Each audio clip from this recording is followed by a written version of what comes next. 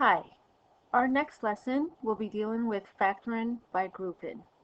The objective is, how do we factor quadratic equations by grouping? So when it comes to factoring polynomials, we learned about the first method, which was dividing the GCF, finding the greatest common factor to pull it out, and then get your two factors. This is a second method, which is called factoring by grouping. You will see 4 terms, and then you have to find a common GCF to pull out and get your factors. So in order to do that, you group the 4 terms into 2 sets of binomials. Then the second step is to remove the GCF from each of the grouping. So the 2 binomials, one will have its own GCF, the other one will have the other GCF. And then, third step, you regroup the GCFs together, so they'll have their own group, and then the common factors in their other group. And then you'll get your 2 binomials. Alright, so let's look at example 1 and follow the steps along with it. So we do have 4 terms, 4ab plus 8b plus 3a plus 6. So we're going to group those into 2 sets of binomials. So I just grouped the 4ab plus 8b together, and then the positive 3a plus 6 together. Then, second step is to remove the GCF from each grouping. So you learned about GCFs. Now it's a matter of what will go into 4ab and then what will go into 8b. It has to be the same, but it has to be the greatest common factor.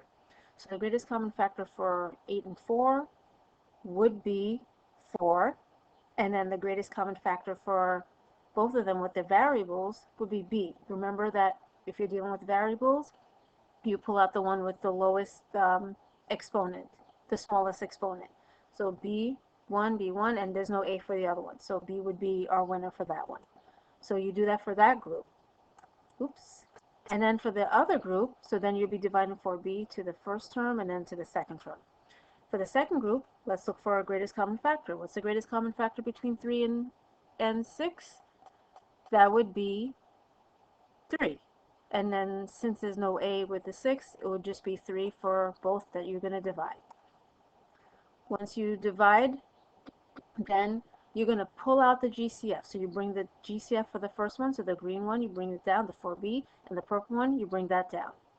Then whatever's left over in the parentheses will be in its own set of parentheses. So when you divide, when you cancel out the 4b for the first term, you're going to be left with a. 8b divided by 4b, so it would be 2, and since b and b will cancel out, you're left with 2. And the same thing with the other group.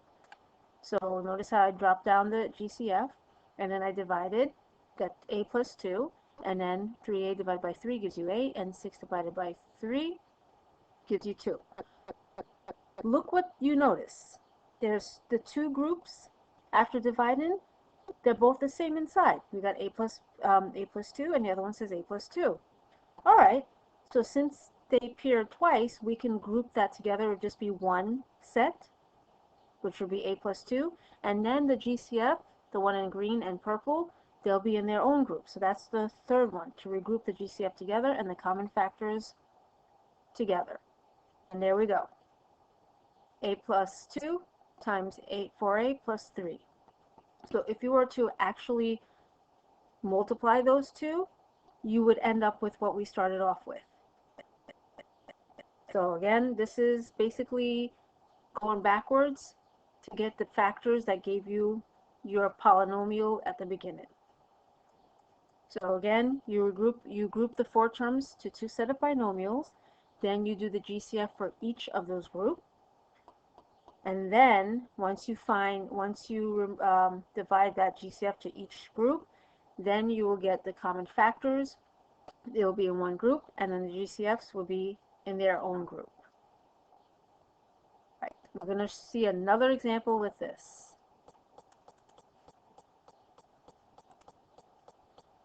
All right, next example. We have 4 terms. So we're going to group them into 2 sets of binomials. Now we're going to find the greatest common factor for each group. So the first one, Let's see what they have in common. The only thing they have in common, and it's the greatest common factor, it's A. The other one, seems like B is the only one they have in common. So you're going to divide each term in that group by the greatest common factor. So A with the first term and the second term, B with the third term, and then the last term. Pull it out, so A's will cancel out. You're left with 4x, and then you get left with 3y. Bring down the GCF A, because that's what we started, that's what we pulled out, but we need to still keep it for our final answer. Then the B was the greatest common factor. We bring that down, and then we divide the B's to each term. So the B's will cancel out, top and bottom. We're left with 4x, and then the next one, B's will cancel out, and then 3y will be left. All right, we got 4x plus 3y in the first set, and then 4x plus 3y in the second set. They're going to be in its own group, so 4x plus 3, and then the GCFs will be together in their own group, A plus B. And we found our factors. Let's look at another example. So for this one, we just put them into two sets of binomials. Again, binomials mean two terms, so we got 1, 2 for each group. And then notice that there was a negative in front of 3y. Whatever sign is in front of the term has to stick with that term. Do not separate it, do not make it disappear. This is not magic. Make sure it's in front of that term, and it's part of that second group.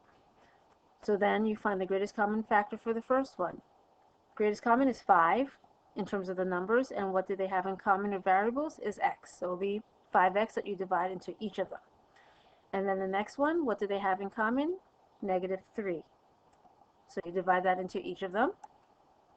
Bring down the GCF, bring down the 5x, bring down the -3y, the -3, and then whatever's left over, let's see, 5x divided by 5x will give you 1 and left with y, and then 35 divided by 5 is 7, and the x's will cancel out because x to the first same base, minus 1 minus 1 gives you 0, which just gives you 1, and then you will have y minus 7.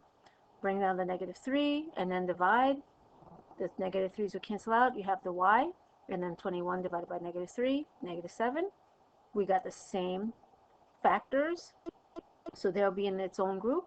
And then bring down the GCF, the 5x and the -3, and then have 5x minus 3. And then here we've got our factors. Once you get to that point, do not try to do box method, FOIL, anything, because then you're just going to end up going back to what we started off with, which was this. So it's just a waste of time, and you're going to be stuck in this little loop that you created for yourself.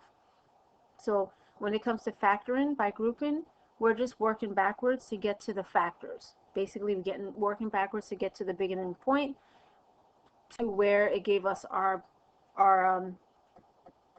problem at the beginning. Okay, let's go for another one. Okay, same thing. Just group them. You don't need to rearrange them or do anything like that. Just group them into two sets of binomial. Notice that there was a negative in front of the 4b. That's going to be stuck with the 4b. And then you group it. You find the common factors for both of them. First one will have 3a. The other one will be -4. Bring down the GCF and then divide. And then you're left with the same common factors. So notice that this one says 5 plus b, and this one came out to b plus 5. Because of the cumulative property, where it doesn't matter the order when it comes to add in your numbers or terms, you'll still end up with the same answer. So 5 plus b is the same as b plus 5. So choose one of them, b plus 5 or 5 plus b, for your one group, and then the next group is your GCF, which is 3a minus 4. Okay, next one. It doesn't matter if there's like squares with the exponents or different variables. You always have to just end up with, you always have to find the GCF for them. You'll always find one. Sometimes you won't. And this one, again, set it up into two sets of binomials. Remember the 5, -15x? It sticks with the 15x. Don't exclude it. and then find the GCF for both sets of binomials. Oops. So this one has 2x, and then this one has -3. And notice that I put -3. Actually, yeah, because what I'm trying to do with this one, if you use +3, then you're going to add another step where you have to remove that negative and change things around. So I try to, if there's a negative in front of my first term, or it depends on if it's the one that has the variable, then I try to take out the negative so that way I don't have to deal with another extra step.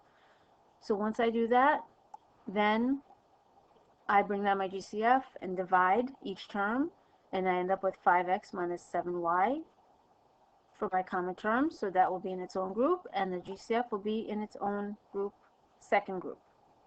So let's say if I didn't do that, where I just did +3, then that means inside will be a -5y plus 7y. It would not be the same thing. So that means you would have to pull out that negative, and then of course the 3 would get that negative, and everything inside would become opposite, and then you would have the same group. So usually you try to take out the greatest common factor. If you can pull out a negative, if one of them is negative, then do that.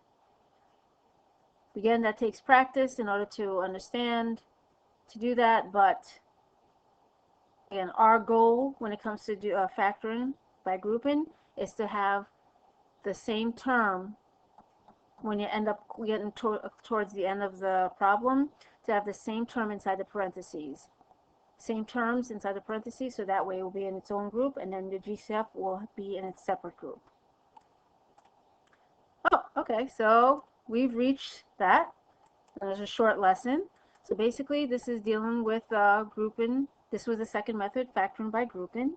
So this happens when you have 4 terms. You set the 4 terms into 2 sets of binomials. Then you find the GCF for each set of binomials.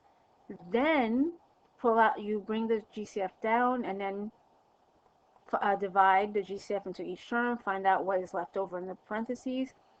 If you have the same expression inside the parentheses, then that means you actually divided correctly. If not, then you have to check your math, your signs, and then redo it and check to see if you get it corrected and get to the same common factors. If you do, then that common factor inside the parentheses will be in its own group, and then the GCF will be in its own second group. And that's all there is to factoring by grouping. All right, if you have any questions, feel free to ask me, and I can give you more answers, more steps, so that way you can understand this. All right, this ends our lesson, and have a good day.